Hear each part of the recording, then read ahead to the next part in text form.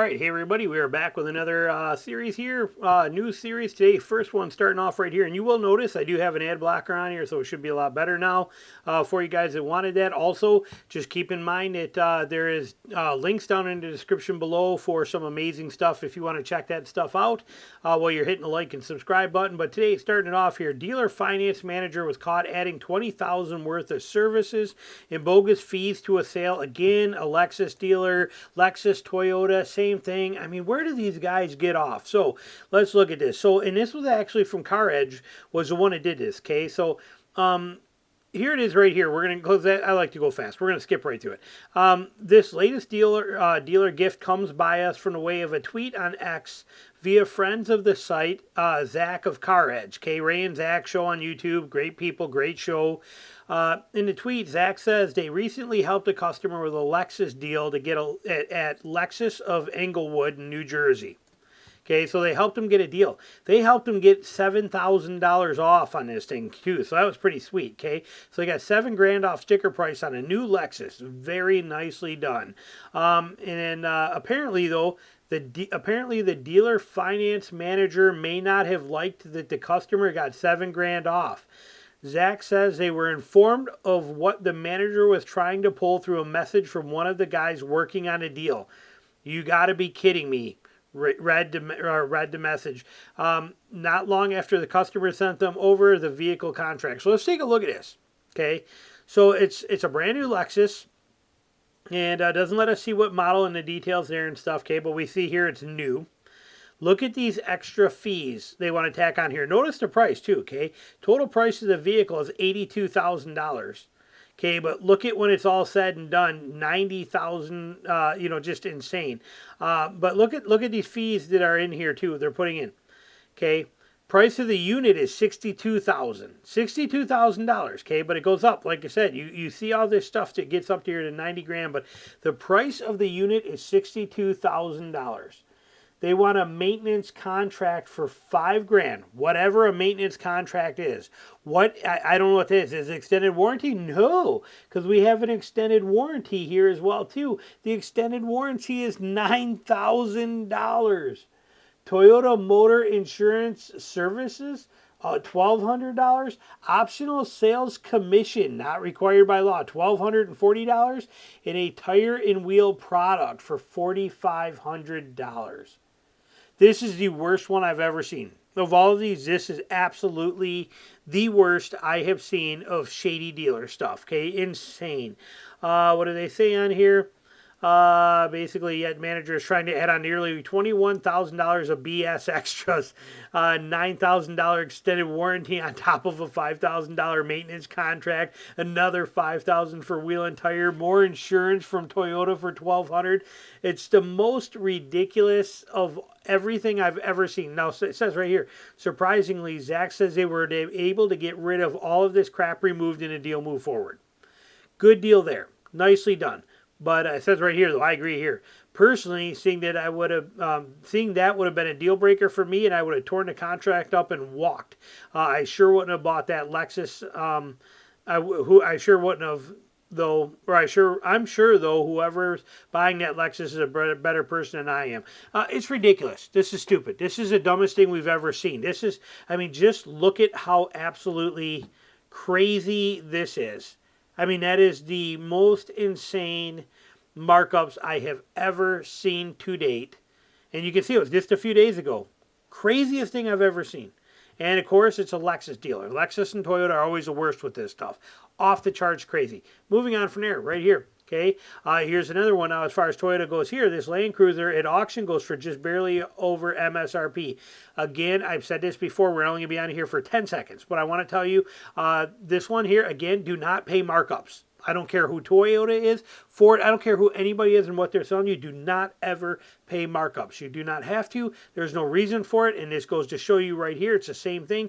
This guy sold it for basically $4,600 off over MSRP. I'll bet he paid more than that for it when he got it. Remember, some dealers were asking over $100,000 for it, or $100,000 for it. Again, point being here, never pay over MSRP. They even tell you that too in here. Where is it? They say,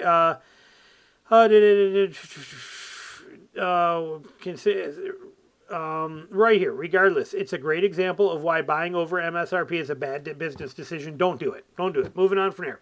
All right, right here. This is interesting. Toyota bets on hybrids was mocked. Okay, fine. And then vindicated. Fine. Here's the part that's interesting. Now it's trying to repeat the trick with an unlikely bet on combustion engines. Okay, this EV thing is not turning out what it's supposed to be. Okay, the EV thing is the biggest joke right now there is, and they're trying, but it's all smoke and mirrors, and it's miserable. Okay, Toyota realizes this. I mean, even if it was EVs were good.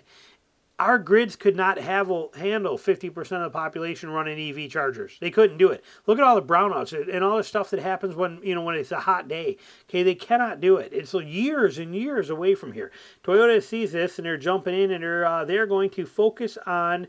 While many automakers predict a looming all EV future, Toyota made gains by emphasizing hybrids over fully electric vehicles, a move that earned them its vision before being vindicated over the past years as EV sales sputtered. Now it's doubling down on a new take with traditional car engine. Where there's a spot right here. Okay, the world's largest car maker said Tuesday that it would develop smaller internal combustion engines that are more optimized for hybrid vehicles that can accept alternate fuels such as biofuels, liquid hydrogen, synthetic e-fuels in an effort to cut down on the emissions. Okay. Then it says right here, the CEOs, of Subaru Mazda also vowed to produce new engines, they said in a press conference with Toyota CEO on Tuesday. Okay, so we know that's happening. We know there's a lot coming out of this and that they're going to dive in and these biofuels and all this stuff is going to be in hydrogen. We're already seeing hydrogen vehicles on the road. There's a lot of potential here. That led me to this one where it made me want to jump in and dive in closer. So here, Toyota, Mazda, and Subaru are teaming up on combustion engines. Okay, this is very interesting. Okay, these are small little motors, but perfect. Well, the announcements made by automakers these days about upcoming EVs, this isn't. Toyota, Mazda, Subaru have a joint conference today in Japan to speak about new internal combustion engines. The three are teaming up to accelerate development and lower costs. Love this. Okay, this is what it's about. Love it. Now, they do go on here to say that they will be competitors. They're not, but they are going to work together for the sake of us and for the sake of the engines. Okay, see right here.